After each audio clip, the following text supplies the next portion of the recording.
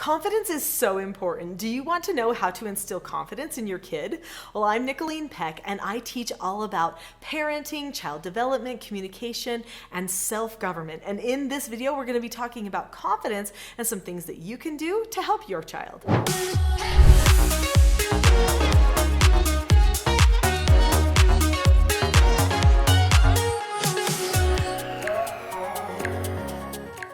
In this video, I'm going to be sharing with you 5 things that you can do to develop confidence in the heart of your child.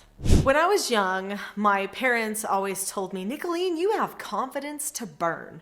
And so what they meant was I was a really confident person. I think they thought that I was just born confidently, but as I look back on my childhood and I see how I was raised, I realize they did key things to help me develop confidence. In fact, those were things that I also incorporated into my own parenting. And when I brought treatment youth, they were all between the ages of 12 and 18, into my home, many of them suffering with low confidence, I actually decided that I was going to make some of the key things my parents did, plus a few others, the key pieces to our home environment and our home culture, so that those children coming to my home for treatment would not only learn to master themselves and develop good communication and problem solving, but they would have confidence for the rest of their lives so that they would be able to thrive in business and family forever. The first principle that you're going to want to apply to your home culture in order to help your children thrive and develop confidence is to have good, healthy family bonds. Super important that there is a feeling of connectedness together, because when a family feels connected, that directly impacts a person's identity. Also, when you feel disconnected from a person, that also impacts your identity. So when a person is confident, they actually are saying, I know who I am. I know where I stand, what I believe, what I want to do with my life. Those are things that a person who is confident has a sense about. So when a person has confidence, they don't question their value and their worth because they already know who they are. Years ago, I wrote a book called Parenting a House United, which you might think, oh, united, that has a lot to do with a bond. And it absolutely does. This book details how to create a family culture where parents and children unite together and where children and parents also learn self-government over themselves. When I wrote that book, I thought everybody understood family roles and how identities were created. But over time, people started asking me questions that I realized were directly related to the fact that they did not understand how identities were formed and how roles related to a person's identity. So I ended up needing to write another book, this book right here, which is called Roles: The Secret to Family, Business, and Social Success. This book, this story of this family, which is like a case study, you see the children thinking of themselves in a different way than the parents think of them. They were in a state of dysfunction because their roles were not correct. By the end of the story, the parents and children are all unified in the direction they're heading as a family. They see themselves in correlation to each other with a new lens. They see themselves not just as individuals, but as a group who's meant to do things together. Our identities are absolutely formed by our families and our relationship to truth. So there is a great book about identity called Defending Identity. It's written by a man. He was a Jewish man back in the time of the Gulag. His name was called Natan Sharansky. Natan Sharansky was imprisoned in the Gulag for 11 years after he was married, just because he wanted religious liberties for the Jewish people in the Soviet Union. And then when he was in the Gulag for that long period of time, they tried to instill fear in him and threaten him. And he said something in his book that I thought was really profound. He said, they were trying to create fear in me so that I would recant some of the things that I said. But what they didn't understand was that I feared my God more. I know who I was. I knew my identity. My identity came from my family, who also loved my God, and it came from my God. And so they couldn't take that away from me. That is a person who is confident. That is a person who knows who they are. It's powerful. Absolutely powerful to have that type of an understanding of who you are, because then you also know where you're headed. So when a person bonds with family members, that leads them to know who they are. If you don't have good relationships and bonds with your children, that is going to be your top priority if you want them to be a confident person in the future. Is this interesting to you? If so, give this video a thumbs up. We want more people to see it, right?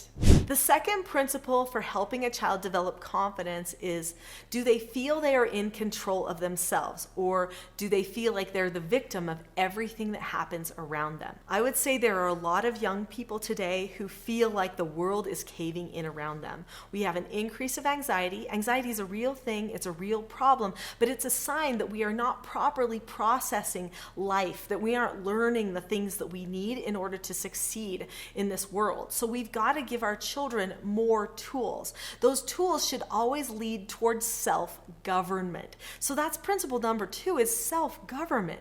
So what is self-government? Self-government is being able to determine the cause and effect of any given situation and possessing a knowledge of your own behaviors so that you can control them. Parents and children both need self-government in order to thrive in their home culture, which we've already determined is a big factor in leading a person toward confidence. If your family is having lots of contention, arguing, power struggles, manipulations, then your child is not going to feel very secure in who they are, which ends up impacting their confidence overall. So teach them what they need to control themselves. Teach them the skills that they need for self-control. Do they know how to keep a calm face, voice, and body? Do they know they can drop the subject if they don't want to think about something anymore? They don't have to keep processing it. Even if it happens, they can tell themselves no. Do they know that? That they can replace the thoughts in their own head? That's what a self-governed person knows, and your children need to know that too. I could talk at length about self-government. In fact, when I do my self-government couples trainings, which are called parenting mastery trainings, those are 3 solid days of training. So stick to the end of this video and we'll discuss more about self-government and some of the things that you can be doing to start your family down that road. Principle number 3 is work.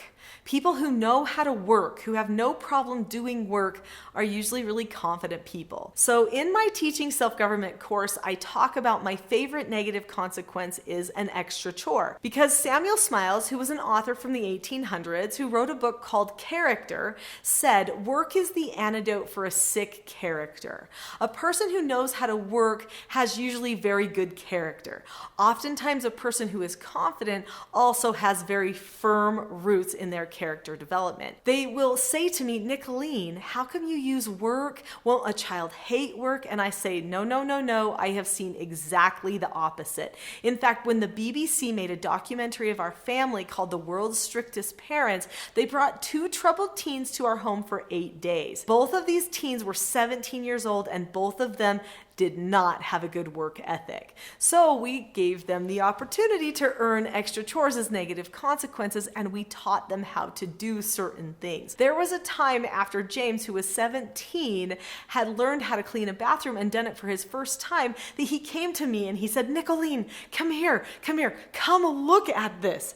I did this all myself. Look how shiny it is. He said, when I get home, I am going to clean the bathroom and my mom is going to die. Do you know what that work did for him? You know what that skill did for him? It gave him confidence. In fact, I saw that with all of my foster children and my own 4 children too. They are very confident adults now. They accomplish many, many things. They're not afraid of hard work. They get stuff done and they lead out in all of their spheres of influence. And it's because they know how to work. This is a confidence builder.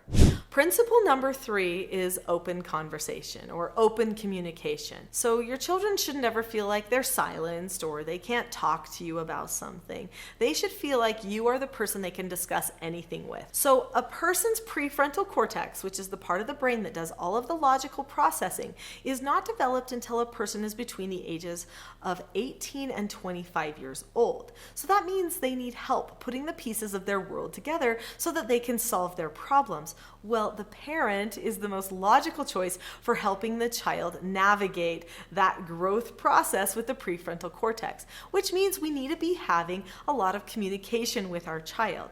So I establish regular talk times. We call them mentor meetings with our children, where every single week we talk about their goals, what's happening in their life. We also have talk time with other meetings that we have as a family, and we have special talk times on a daily basis about just about anything. My children know I love talking to them and taking the time, because guess what? This time is short. It goes by so fast. The laundry and the dishes truly can wait. So take the time to talk to the child.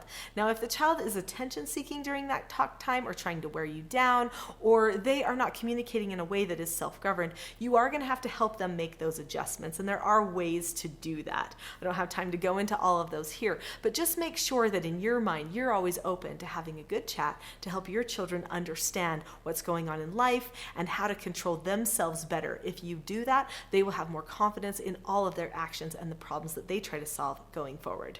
The next principle is adult skills. So we talked about skills and how we prepare the children for the skills that they need for self-government. What are some of those key adult skills that they need to build confidence? Well, some key skills that every person needs are what I call the 4 basic skills.